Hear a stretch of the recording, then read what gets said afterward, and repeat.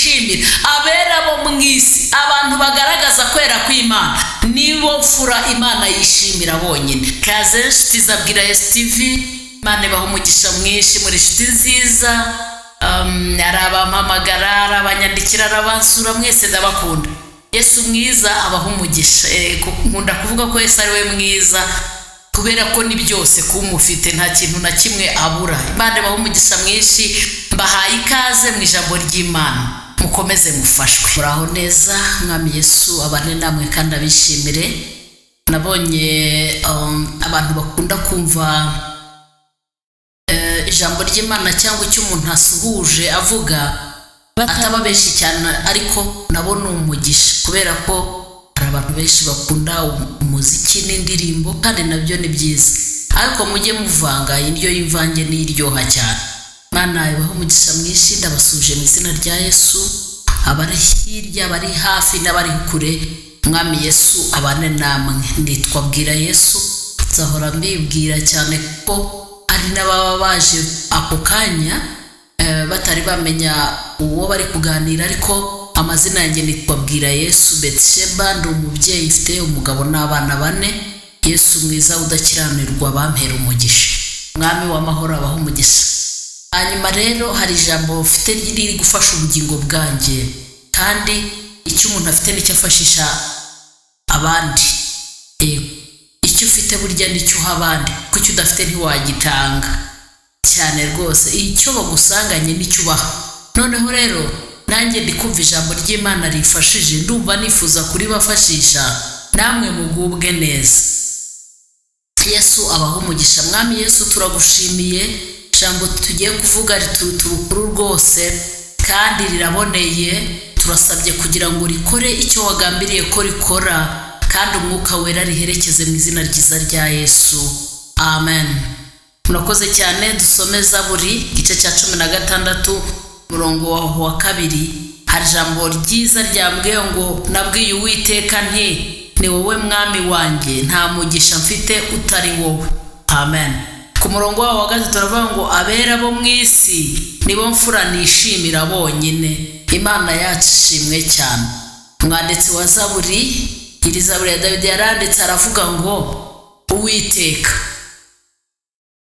ni wowe wenyine mpungiyeho, haleluya.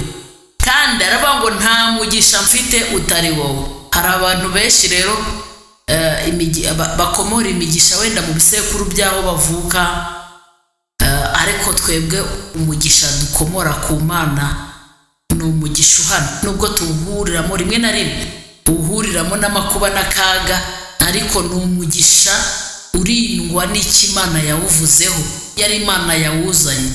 Dawidi rero aravuga ngo, njyewe mbwiye Uwiteka, ni wowe mugisha mfite, ni wowe Mwami wanjye, haleluya. Yaravuze ngo Uwiteka we ni wowe Mwami wanjye, nta wundi mwami.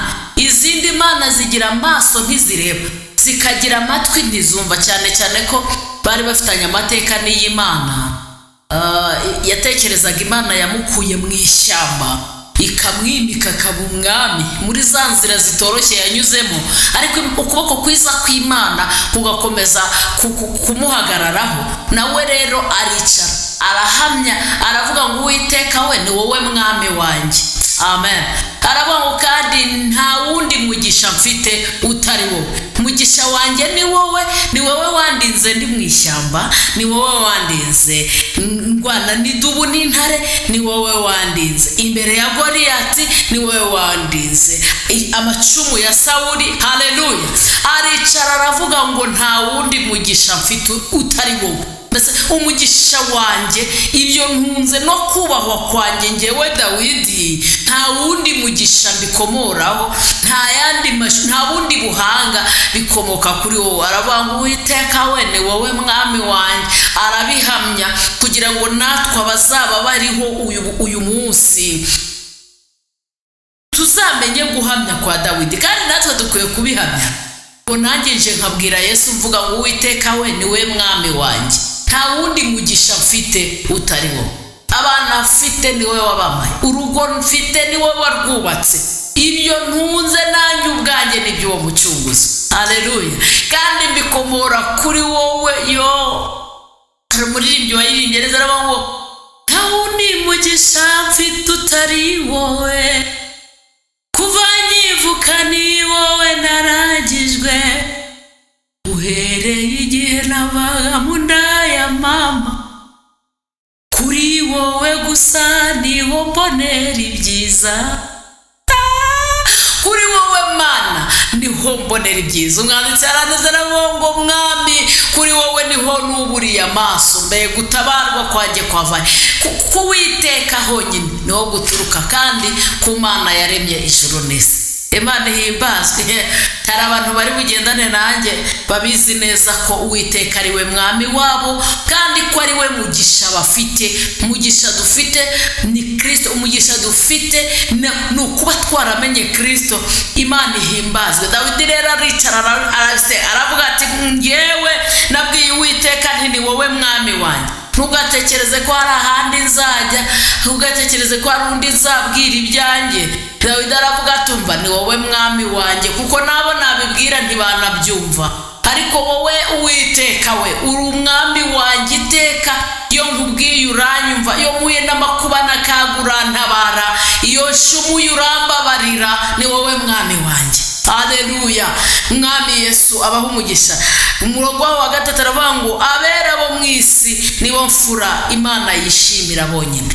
Abantu bera bo mu isi nibo bantu Imana yishimira bonyine. Ubundi turabantu Imana yaremeye ituremereye imirimo myiza muri Kristo Yesu ngo tuyigenderemo, ariko hari igihe umuntu yitwara uko ashatse akifata uko yiboneye, ariko twe turabo yaremye ituremeye imirimo myiza muri Kristo Yesu ngo tuyigenderemo. Najya mubwire ngo Uwiteka ntiyagukunda kuko utunze amafaranga menshi, nubwo kuyawutunga ari byiza, nta nubwo yakwishimira ibyo, ahubwo imfura zo mu isi, abantu Imana yishimira, abera bo mu isi, abantu bagaragaza kwera kw'Imana, nibo mfura Imana yishimira bonyine. Imana ntabwo yanga ko watunga aya mafaranga menshi, kuko ni nayo yatanga. Imana ntiyakwanga kumenyekana rwose, ariko ikintu Imana yishimira umuntu wubaha Imana.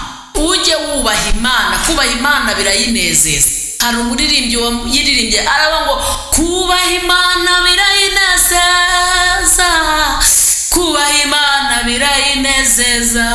Natwe iyo tubyaye abana nta kindi dukora, tubigisha kubaha. Iyo asuzuguye uramuhana, kuko uba ushaka ko ejo he haba heza. Umwana iyo yubaha yibeshaho, ntaho ataba. Ariko umwana usuzugura, umwana w'ikiraro, umwana ukora amafuti, umwana ukora ibintu utamenya, nta muntu wakwifuza kumutunga, ntawubaho. Ariko umwana umenya, ugira discipline, ugira umuco, no mu kazi uwo muntu arubahwa, uwo muntu arakundwa, uwo muntu ahabwa amapromotion, kuko kumenya ubumenyi ni kimwe, no kubaha ni kimwe, ariko no kubaha no kugira discipline, indangagaciro nabyo ni ikindi. Rero dukwiye kubaho mu buzima bwubaha Imana, kugira ngo tube mu bera bo mu isi, bitume tuba imfura Imana yishimira. Kugira ngo ube mu bantu Imana yishimira, nuko uba umwera mu ngeso zawe, umwera mu byo uvuga, were abantu bakureba, were abantu batakureba, were ku manywa na nijoro. Muri ibyo aravuga ngo tunganira Imana ubudasiba, jya uhora uyisenga kandi uyumvire, jya ubana n'abayo, jya ufashe indushyi, ntusibe na rimwe kuyikorera. Jya ubana n'abayo ufashe indushyi, ntusibe na rimwe gukorera Imana, kandi ubaha Imana birayinezeza. Ubaha Imana birayinezeza. Korasi nageze gutera, umumama umwe arambwira ati umbabarire uyisubiremo, ariko yaravuga ngo ndabizi neza ndabihamya, Imana ikunda umuntu yubaha.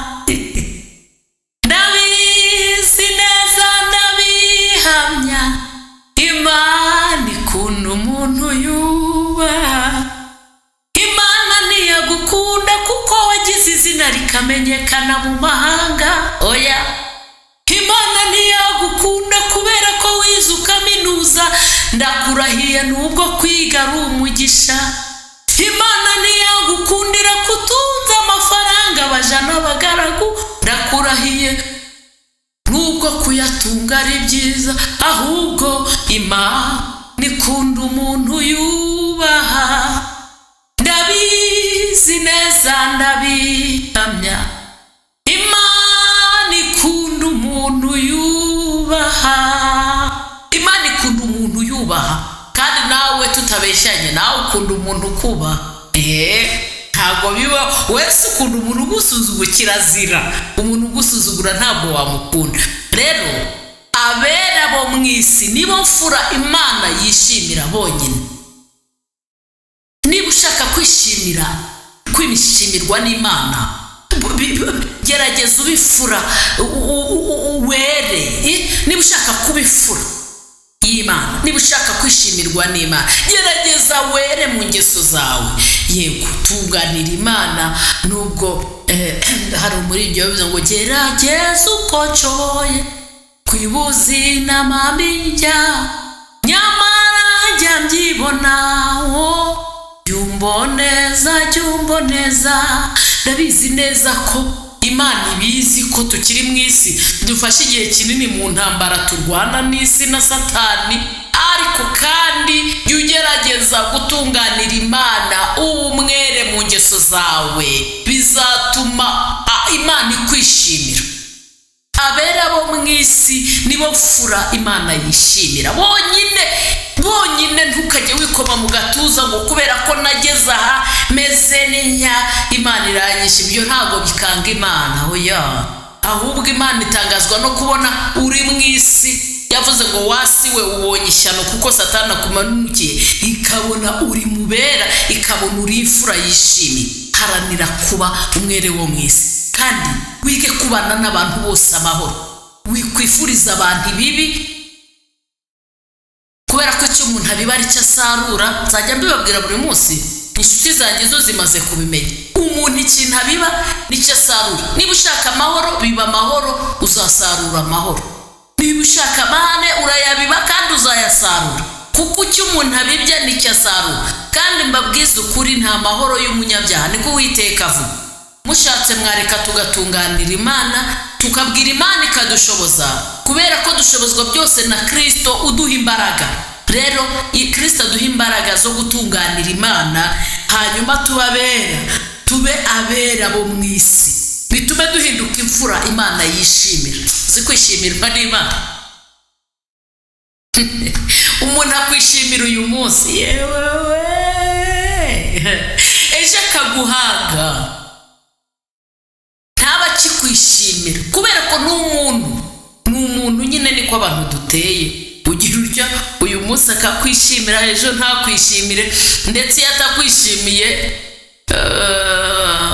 hari umuntu washyize kuri sitati aravuga ngo kubera iki iyo umuntu umukunze cyane akubabaza cyane, ngo mujye mureka dukunde abantu gake, ariko udakunda nanone ntazi Imana.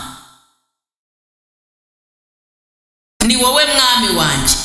Nuko rero Dawidi we biragaragara ko yari ari kuduha ubuhamya, aravuga ati njyewe nabwiye Uwiteka nti ni wowe mwami wanjye, nta mugisha mfite utari wowe.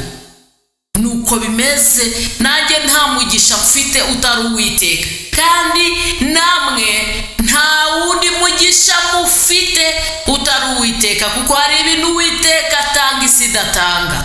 Hari umugisha Uwiteka atanga isi idatanga. Isi ntigufitiye amahoro habe na gato.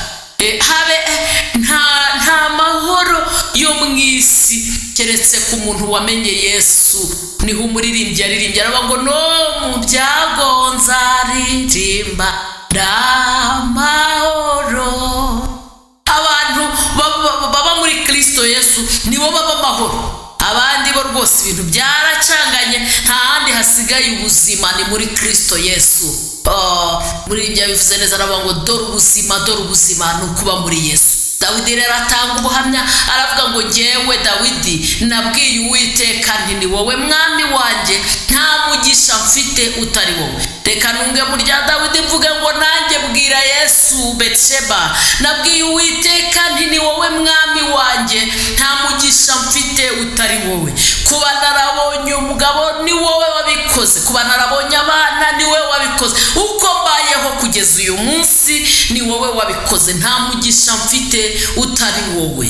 Aravuga ngo kandi abera bo mu isi ni wo mfura Imana yishimira. Uharanire kuba mubera bo mu isi, itera Imana kukwishimira. Nta kindi kintu kijya gituma Imana yanezerwa ngo yishime, ahubwo irebye abera bo mu isi nibo batuma yishima. Utera Imana kwishima, nayo izakwishimisha ibyishimo bihoraho, ko bizaba kuri bo, bizaba ku bantu bamenye Imana. Imana ibahe umugisha mwinshi, mugire amahoro menshi, kandi mukunde kuba mubera bo mu isi, mukunde kuba mufura Imana yishimira. Haleluya. Kubera ko nabibabwiye nzabisubiramo we, ubu ntakwishimira uyu munsi, ejo ntibikunde kuko ni umuntu. Ejo akakuvuga nabi, ejo akaguhora bikabikomeye, ejo yakugaburiraga akabivamo akananirwa, uwundi akakuvuga amagambo mabi n'ibindi. Ariko wiringira Imana uyikomezeho, nta wundi mugisha ufite utari Uwiteka, kuko niwe udahindurwa n'iminsi cyangwa ibihe. Ni uko yari kera n'uyu munsi niko ari, ni nako azahoraho iteka ryose. Niyo mpamvu uzahora ubona abantu tuzagutungura, abantu bo tuzagutungura, tubayeho mu buzima buzagutungura, kandi ukabona umuntu yakwitayeho, aje yakwevurije anniversaire nziza, isabukuru nziza y'amavuko, y'urushako, y'ibindi na bya bindi byose, ejo akagenda akakuvuga ibindi bintu bitanabaho. Ariko kandi Uwiteka azagumana nawe. Uharanire kuba mu mfura z'Imana, mu bantu batuma Imana yishima. Muremyi w'ijuru n'isi, abirengeye abantu barabahemukira, ndetse babahanga amaso bakabakoza isoni. Wowe ntujya uhemuka kandi ntukoze isoni, habwa ikuzo Mana yacu kuko urabikwiriye. Nzajya mbwira abantu mwese mwa nshuti zanjye, mumenye neza ko nta wundi mugisha mukwiye kugira utari Uwiteka. Imana ibahe umugisha, mugire amahoro, mubeho mu buzima, nanjye mbeho mu buzima, butume Imana yishima. Imana iterwa ishema no kuba yaraturemye, kandi Imana inezezwe no kuba turiho. Imana ibahe umugisha, twige gukora neza, kuko nitwe bifitiye inyungu muri ubu buzima, kandi nyuma y'ubu buzima hari ubundi tuzabona n'ubugingo buhoraho. Ndabakunda. Mwami Yesu abahe umugisha. Nuko icyo Mwami yampaye kubasangiza uyu munsi ni icyo, ubwira Uwiteka ko ari we mugisha wawe, ari we mwami wawe, kandi ko nta wundi mugisha ufite atari we. Icyo ukennye cyose ukibwire Data, arumva. Yego icyo ushaka cyose ukibwire Umwami Yesu, arumva. Mwambie Yesu anaweza, mwambie Yesu anaweza, mubwire Yesu arakomeye, Yesu arakora, Yesu arashoboye. Umubwire byose, nta na kimwe usize. Murimbyi yabivuze neza, aravuga ngo bwira Yesu byose, ni inshuti yawe. Ibikubabaza n'ibigutera arakunda, afasha abashavuye. Wizere ijambo rye, wirira we kurira, Yesu arakunda, afasha abashavuye. Urakoze cyane. Imana ibahe umugisha, ibahire, ibiteho. Imana ibabere byose, kandi mwicare mumwisunge, mumwikomezeho. Aleluya. Mumwikomezeho, mubwire isi n'ibihe, mubwire ngo Uwiteka niwe mwami wacu, nta mugisha dufite utari we, kandi nta cyiza Imana izima abantu bagenda batunganya. Rero abera bo mu isi nibo fura Imana yishimira. Nkwifurizeje kuba mubo Uwiteka yishimira. Ndabikwifurije, kandi ubiharanire. Icyo umuntu aharaniye akigeraho.